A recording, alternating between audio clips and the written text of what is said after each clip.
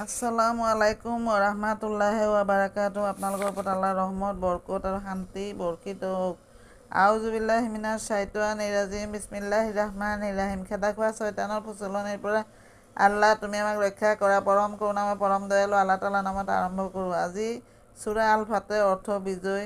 সূৰাটোৰ 11 number আয়াত পঢ়ি শুনাব খুজিছোঁ। আশা কৰোঁ আপোনালোকে শুনি অশেষ সওৱাব অৰ্জন কৰিব পাৰিব। হে নবী সাল্লাল্লাহু আলাইহি ওয়াসাল্লাম, মৰুবাসী আৰববিলাকৰ যিবিলাক মানুহে পিছ হুহুকা মাৰিছিল, সিহঁতে আহি তোমাক ক'বহি, আমাৰ সা সম্পত্তি আৰু পৰিবাৰ পৰিজনৰ চিন্তাই আমাক ব্যতিব্যস্ত কৰি ৰাখিছিল।